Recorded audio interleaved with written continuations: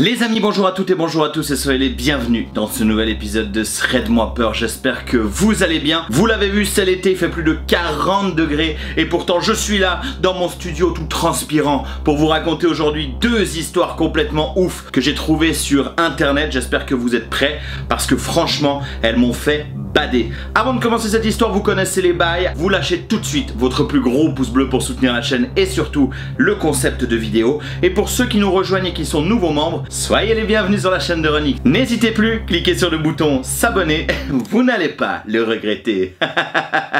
Allez, place aux deux histoires maintenant, on rentre dans le vif du sujet. Fermez tous vos stores, éteignez les lumières, mettez un casque pour être à fond dans l'ambiance et soyez les bienvenus dans ce nouvel épisode de Shred-moi peur.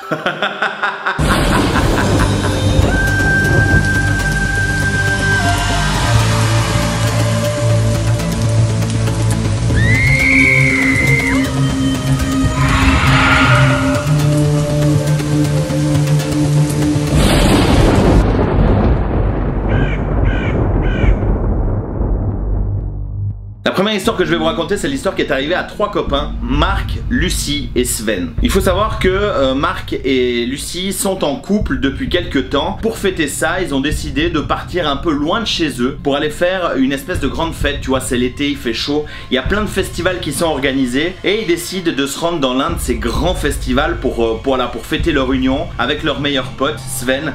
Et ils ont envie de kiffer. Ils passent une belle soirée, il y a des concerts, ils adorent, il y a leur groupe de métal préféré. Et arrive 2-3 heures du matin et un peu éméché, un peu pompette parce que oui, dans un festival on boit pas mal. Malheureusement, ils ne peuvent pas prendre la voiture pour rentrer. Donc à ce moment-là, le copain de Lucie, Marc, décide de dire à ses potes, bah vas-y, avant de rentrer à la maison, bah on se trouve un motel. Comme ça on passe une nuit tranquille et on risque rien et on se fait pas retirer le permis et tout va bien. Et il se trouve qu'à côté de ce festival, pas très loin, genre à 300-400 mètres à pied, il y a un fameux motel assez connu de la région, c'est même le seul de la région. Et donc le trio décide de se rendre à ce motel. Ils prennent une chambre, voilà, c'est ouvert 24/24, donc il y a un réceptionniste, ils prennent la chambre et ils s'endorment assez rapidement finalement, l'alcool ça aide. Sauf qu'aux alentours de 4-5 heures du matin, il y a Lucie qui se réveille en panique et qui essaye de réveiller Marc en le secouant vraiment fort en lui disant qu'il faut qu'on parte. Il faut partir de ce motel, il y a quelque chose qui va pas. Elle est complètement transpirante, tu vois qu'elle est paniquée. Marc il est dans les vapes, il comprend pas ce qui se passe et il arrive pas à la calmer, tu vois, il arrive vraiment pas à la calmer. Elle lui dit mais faut partir, faut qu'on s'en aille, il faut vraiment qu'on soit loin. Il y a Sven qui dort à côté, Marc il prend sa copine et ils partent en direction de la ville avec la voiture pour essayer de calmer un petit peu Lucie qui est angoissée. Dans la voiture, Lucie prend le temps de lui expliquer ce qui s'est passé et pourquoi elle est affolée comme ça. Tout simplement, elle venait de se réveiller et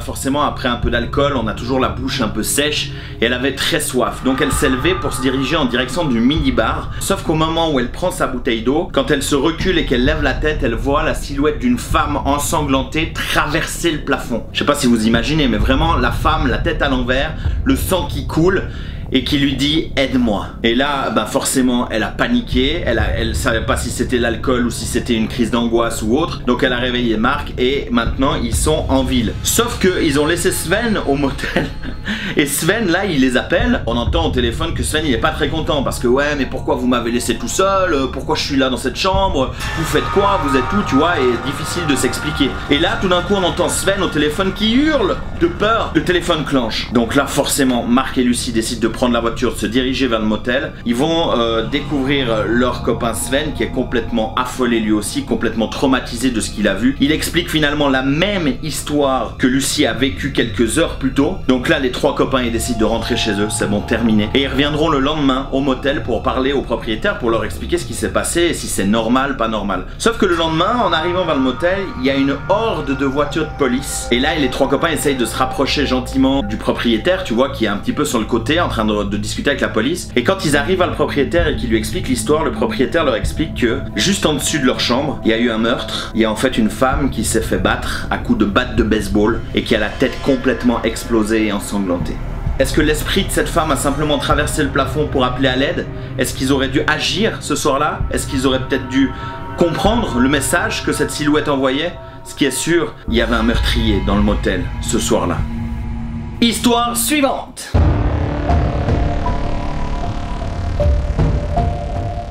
La deuxième histoire que je vais vous raconter, elle est encore plus creepy que la première. C'est aussi une histoire qui est arrivée à un petit groupe d'amis. Le personnage principal de notre histoire s'appelle Jérémy. Il a une copine qui s'appelle Ludmila et les deux copains décident ce soir-là de faire un prank à leur meilleur pote, Pierre. Qu'est-ce qu'ils vont faire comme prank? Eh ben vous le savez tous. Vous avez déjà tous entendu parler de l'histoire de la dame blanche que l'on peut croiser sur le bord d'une route tout d'un coup, comme ça quand on conduit, qui est souvent signe de mauvais présage, souvent signe d'un accident un peu plus loin. Et on arrive vers la saison d'Halloween, donc on se dit voilà, vas-y, on va lui faire un petit prank, on va voir s'il se prend au jeu et tout. Donc Jérémy et Ludmila se rendent au premier magasin de costumes qu'ils trouvent sur la région et ils vont très rapidement acheter une robe un petit peu glauque, tu sais, qui fait vraiment dame blanche, une perruque à Ludmila qui lui cache bien le visage, tu sais, ces longues perruques un peu comme dans The Ring, la petite fille qui traverse la télé et tout. Ils vont même acheter du faux sang qui vont finalement jeter un petit peu partout sur Ludmila. Le piège est mis en place, on attend le coucher du soleil pour que ça se passe, donc ce que va faire Jérémy, c'est déguiser Ludmila et il va l'amener sur le pont qui sort de la ville où il se trouve. Je sais pas exactement dans quelle ville il se trouve, mais il y a un pont qui permet de quitter la ville dans laquelle il se trouve. Il pose Ludmila là et lui dit voilà, maintenant je retourne, je vais chercher Pierre et on va faire semblant de passer par là et toi tu joues ton rôle, tu nous attends et tu fais bien peur comme ça sur le pont, comme ça on va lui faire, tu vois, il va se faire les pépettes. Tout se passe bien, Jérémy part en direction de la maison de Pierre, il l'appelle au téléphone, il dit ouais vas-y, si tu veux on va faire un tour en voiture, je me fais un peu chier, vas-y c'est l'été, il fait beau, on profite. Pierre il est toujours partant, donc quelques minutes plus tard il l'attend sur le trottoir, Jérémy arrive, il embarque Pierre et direction le plan fatal.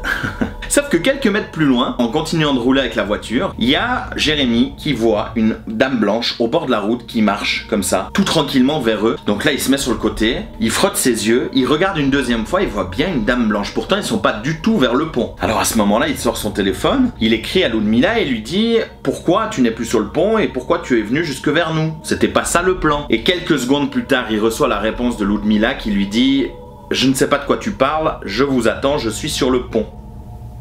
Alors là, je vous laisse imaginer la tête de Jérémy qui se décompose à la vue de cette femme au bord de la route. Donc là, Pierre, il est aussi totalement traumatisé. Ils savent pas ce qu'ils doivent faire. Donc voilà, ils doivent quand même traverser, tu vois. Ils peuvent pas attendre au bord de la route que cette femme se rapproche. Et enfin, ils commencent vraiment à flipper.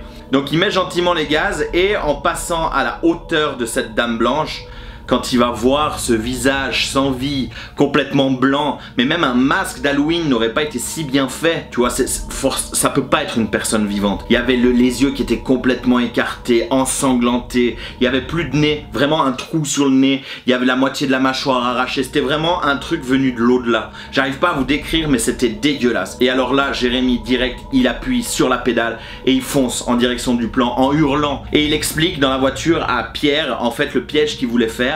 Ils partent en direction du pont pour récupérer Ludmila et là en arrivant vers Ludmila, Ludmila elle voit qu'ils sont complètement paniqués les deux garçons, elle leur demande qu'est-ce qui se passe. Les deux garçons leur expliquent l'histoire, elle ne croit pas une seconde à ce qu'ils viennent de raconter, elle se dit c'est certainement un prank qu'ils essayent de me faire, tu vois, c'est le prankeur pranké. Donc elle leur dit vas-y on retourne en direction de la maison pour voir s'il y a vraiment cette dame blanche. Et vous vous en doutez, en repartant sur l'autre chemin, il n'y a absolument plus rien. Plus aucune trace de cette dame blanche, plus aucune trace de quoi que ce soit. Mais ce qu'il faut savoir de pire dans cette histoire, c'est que juste avant de raccompagner Pierre à sa maison, le trio d'amis qui était dans cette voiture s'est fait percuter par un camion et il y a malheureusement plus qu'un seul survivant qui est aujourd'hui dans le coma et c'est Ludmila. Les deux garçons qui ont vu la dame blanche ont malheureusement perdu la vie. C'est triste et glauque de vous raconter ça, mais c'est vraiment une histoire qui s'est passée et Ludmila aujourd'hui elle est réveillée, elle a expliqué cette histoire et c'est complètement ouf. Plein de questions se posent autour de cette histoire, ce qui est sûr c'est que les amis, ne vous amusez pas avec les choses qui nous dépassent.